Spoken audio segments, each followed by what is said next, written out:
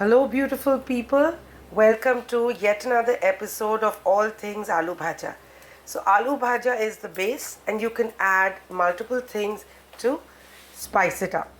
So, here what I have is one large potato which I have peeled and diced, and I'm frying this in vegetable oil. It has to be completely cooked, so we're going to start with the basic Aloo Bhaja, which is frying it till you get some color and till the potatoes are cooked. A trick to make them crisp and not stick to each other is to keep them in water so the excess starch kind of washes away, and don't add salt till they are already crisp. I'm going to take you in to see the other ingredients. I have a bowl here with 5 eggs, and I've added some freshly ground pepper and salt to this and given it a good whisk. I have some ginger. I'm going to use a teaspoon worth. I have a large tomato which I have diced. I have some fresh coriander. I have some spring onions, just the top of it, and regular onion, one onion, and some green chillies. Why am I using these two kinds of onions? This is sweeter. It adds another level of flavor. Yes, you can call this an anda bhurji, but the base is aloo bhaja. So as I add, I'm going to bring you in to show you what it looks like. So now I've added in the two kinds of onions and the green chilies and the ginger paste. The hero of this dish is the aloo. The egg is just by the way. It's the aloo and these aromatics that's going to give you a wonderful flavor. It just depends on how you look at it. Chicken first or egg first. So is the aloo the hero or the egg the hero? You decide. But I make the aloo the hero. So this is all things aloo bhaja. Just like we add corn, we add peas.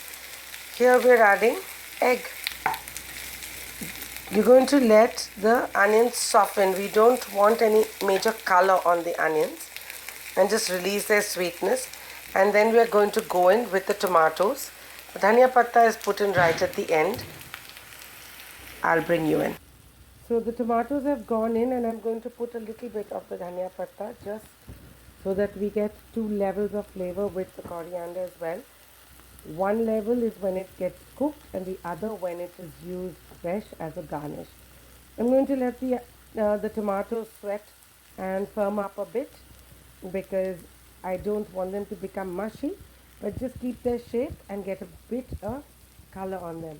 And then we are going to give a quick whisk to the eggs again, and they're going to go in. The trick to a really good addition of egg in this recipe is that you cook it on low heat. Don't scramble them. Let it sit on this beautiful aloo and veggies, and let the egg just cook gently. I'm going to cover it and cook it. I will show you in a bit. So the eggs have gone in, and we are simply going to cover this, and we're going to lower the heat. So the flame is on sim, and we are going to let it sit. Moment you see the egg mixture thickening, that's when you open it and give it a gentle kind of a moving around, not a vigorous stir. So you kind of turn the eggs so the uncooked egg goes to the bottom where it can cook. There's a lot of love in this.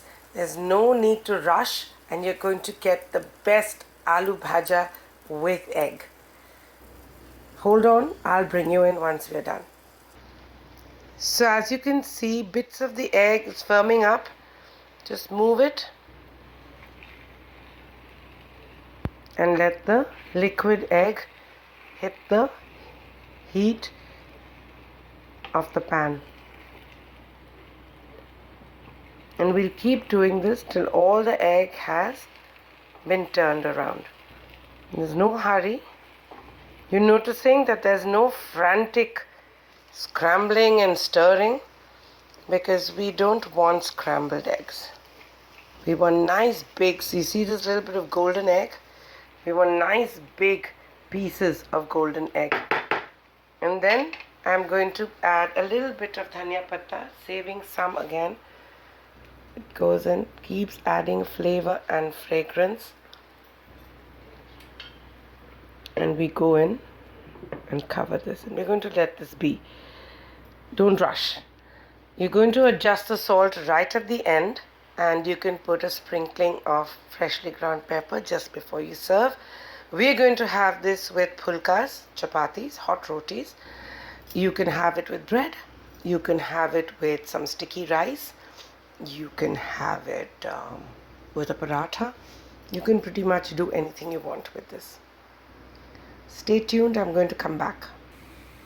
And this is done. I'm going to turn the heat off before it gets completely brown, because the residual heat is going to continue to cook the eggs. I'm going to finish this off with a little drizzle of desi ghee. It gives an absolutely fantastic aroma. And I'm going to do a sprinkling of pepper. My pepper is always freshly ground, dry roasted and freshly ground. It is different from your regular pepper. And the final sprinkle of fresh coriander. So there you have it. This is all things aloo bhaja. This one is aloo bhaja with egg and some aromatics and vegetables. I hope you enjoyed this quick recipe. Stay tuned for more such easy recipes and many other useful videos. Take care and see you soon.